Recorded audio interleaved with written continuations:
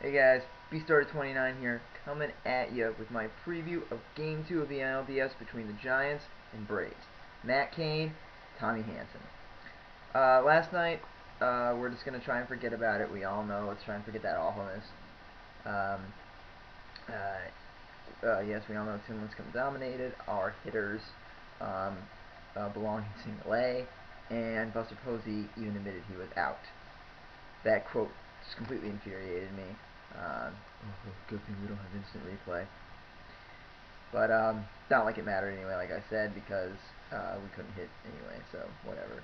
But let's just focus on game two. Let's try to get that out of our, try to forget all that awfulness from yesterday, and let's focus on tonight's game. Tonight we got Tommy Hanson going for the Braves. Now I always hear a lot of people say Tommy Hanson isn't that special. Today, apparently, some San Francisco announcer said that, some radio personality said Hanson is nothing special. I know Philly fans like to say when we compare him to Cole Hamels, that he is no Cole Hamels, he is nothing special, and that he doesn't deserve any recognition that he gets. You know, I'm really getting tired of saying that. I'm really getting tired of hearing this, because Tommy Hanson is in his early 20s and lighting things up, and people act like he is just this mediocre pitcher who can't pitch. For one, he deserved to probably be other than Chris Coughlin Rookie of the Year, because J.A. Happ wasn't I didn't think he was near as good as Hanson was last year. And Hanson, if he was getting run support, Hanson would probably have another 5 wins under his belt, which would totally bring his total up. He'd have like 15, 16, possibly even 17 wins if people actually give him some runs, and we didn't always seem to blow it or something crazy happen. Essentially, when Kawakami finally got the boot to the pen, and pretty much the boot in general, he took over as the hard luck guy. Tommy Hanson, since the second half, has been unbelievable. In his last 3 starts, he's only allowed 1 run and 13 hits. And you know he has under a 3.35 ERA. It's a 3.33. But the thing is, he only has 10 wins, and he's got 11 losses. It's ridiculous how the Braves don't support him. And it's funny how people act like he is nothing, that he is not this great pitcher. And I just would really like for him to come out tonight and prove people wrong that he is this good pitcher. He is going to, in my opinion, and a lot of other people's opinion, be the ace of the staff that Braves in the future. I mean, pending if Julio Teheran, turns out to be an ace, which he could easily be. But still, Hanson still easily is an ace, or at the very worst, a number 2. You know, um, but he's got a tough matchup tonight because not necessarily the Giants' offense. Like I said, I love how arrogant some Giants fans are, but their offense isn't stellar. It's not to the level of patheticness that is ours, but it's not that great.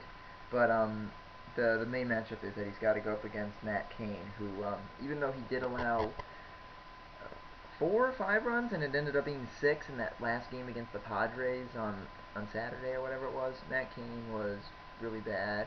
Or I think it was Friday that he pitched. Friday, yeah, and he wasn't that good in that game. But overall, Matt Cain is 13-11 with a 3.14 ERA, and we know how good he can be. He is a very good pitcher, and against the Braves, he is 2-2 with a 4.03. Definitely better number for the Braves than Tim Lincecum.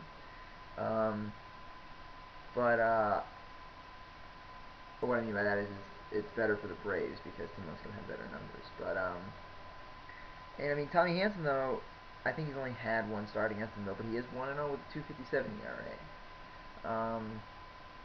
Or it could be 1. He might have had some other starts, but he is 1-0 with 2.57. So I mean, I still think this matchup favors Hanson. But the fact that Hanson doesn't get any run support, and that the fact that the Braves can't hit the broadside of the barn, I'm gonna have to go ahead and think that the Giants are gonna overcome this, because Hanson also gets into a lot of trouble. He hasn't gone that many innings in his last few starts. I think he's gone around 6. I think maybe like 7 once, but that was a lot. But I don't even know if he did that. Um, but but he always seems to be getting into jams and then getting out of them. I mean, that's good that he gets out of them, but he's got to limit that down because then the pitch count rises and we got to go to the pen earlier. And I just think that with how bad the Braves offense is, um, and the fact that the Giants offense is slightly better, that they're going to pull out another win, um, and we're going to go down 0-2. I know a lot of people are predicting the Braves to win this game because of Hanson, but the offense just looks terrible out there, and I think that even though they do put up better numbers against Kane, or at least he has a higher ERA against the Braves, I don't see us winning tonight. I hope I'm wrong. I see Hanson pitching probably a solid game, but it definitely won't go in our favor because I've also seemed to be resigned to the fact that the Braves can't win pitching duels. If say if Matt Cain is pitching a duel, we're gonna lose. We're gonna come out on the other end of that. It just seems like we never win. So, but maybe hopefully we can pull something out. You never know. But as of right now, still from like as I was last night, just not feeling it. I mean, if they do split and the Braves do take one, I mean, yeah, I'm really liking the Braves' chances and I'm really liking how things are going, but I just don't know if they can pull it out. But we'll see what happens, and hopefully we can get a win. Alright, guys, B started 29. Peace out. I will see you after the game with a recap.